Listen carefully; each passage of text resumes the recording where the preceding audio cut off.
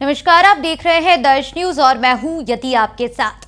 देखिए, बीते दिनों एक तस्वीर सामने आई जहां बिहार के शिवहर से दिल्ली जा रही एक डबल डेकर बस जो है वो घटना का शिकार हो गई और उसमें कई लोगों की जान चली गई। अब इस पूरे मामले पर लेकर लगातार सोशल मीडिया के माध्यम से सरकार पर और जो भी चीजें हैं उन पर सवाल खड़ा होता है। और इस बीच बता दें कि आरजेडी की शेरनी यानी कि रितु जायसवाल भी लगातार इस पूरे मामले पर अपनी नजर बनाई हुई है और रितु जायसवाल की तस्वीरें भी लगातार सोशल मीडिया पर सामने आ रही है, जहां वो जितने भी लोगों की जान गई है, जो भी लोग घायल हुए हैं इस बस हादसे में, उनसे मुलाकात कर रही है। इस बीच बता दें कि सोशल मीडिया पर रितु जायसवाल का ट्वीट भी सामने आया है। हम आपको जो ट्वीट रितु जायसवाल की तरफ से किया गया है पहले वो दिखाएंगे और बताएंगे भी कि इस ट्वीट में क्या लिखा हुआ है। देख सकते हैं आप अपने स्क्रीन पर, जहां रितु जायसवाल की तरफ से ये ट्वीट किया गया है और इस ट्वीट में रितु जायसवाल लिखती हैं कि बिहार से दिल्ली जा रही एक बस का उन्नाव में एक्सीडेंट हो गया।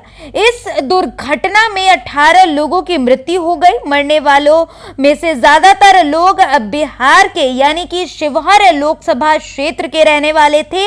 इनमें से कई ऐसे थे जो अपने घर के एकमात्र कमाने वाले थे।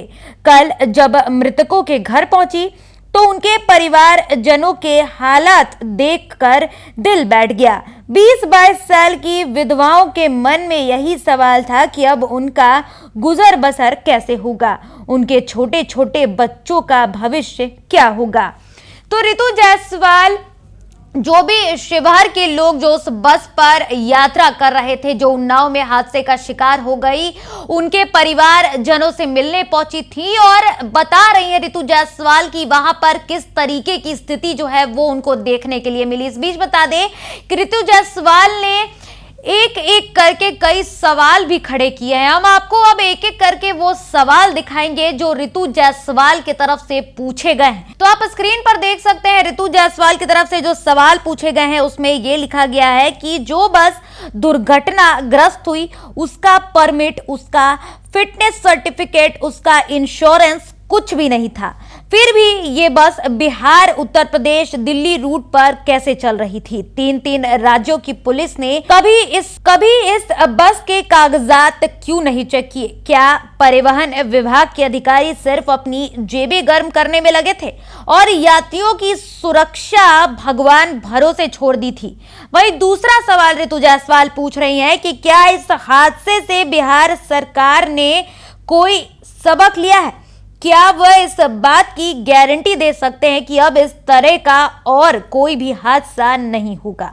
तीसरा सवाल रितु जायसवाल पूछती हैं कि आजादी के 76 सालों बाद भी शिवहर जिला रेलवे लाइन से क्यों नहीं जोड़ा गया?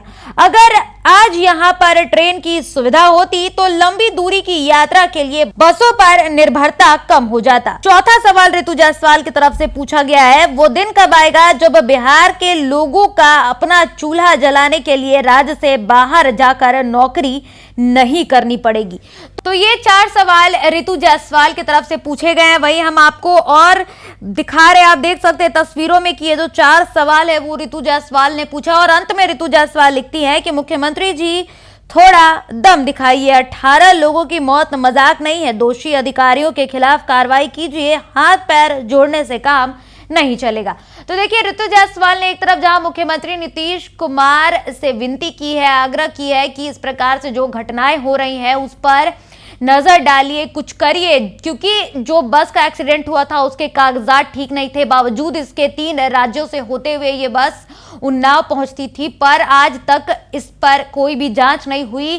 कहीं भी जो प्रशासन है और जो भी पुलिस लगी है ट्रैफिक को लेकर, उन लोगों की तरफ से कोई भी एक्शन नहीं लिया गया। और ऐसे में रितु जायसवाल ना सिर्फ सवाल खड़े कर रही हैं बल्कि मुख्यमंत्री नीतीश कुमार पर तंज भी कसा है। उन्होंने तंज इसलिए क्योंकि नीतीश कुमार का एक वीडियो सामने आया था जिसमें वो अधिकारियों के सामने हाथ जोड़ते नजर आए थे और इस पूरे मामले पर भी रितु जायसवाल ने सवाल खड़े करते हुए तंज कसा है। अब देखना होगा कि विपक्ष की तरफ से इस पूरे मामले पर क्या प्रतिक्रिया आती है और नीतीश कुमार से जो सवाल रितु जायसवाल पूछ रही हैं। नीतीश कुमार के सरकार से जो सवाल किया जा रहा है उसका जवाब क्या कुछ आता है। दर्श न्यूज पर फिलहाल के लिए इतना ही। देश दुनिया और बिहार झारखंड की तमाम खबरों को देखते रहने के लिए बने रहें दर्श न्यूज के साथ।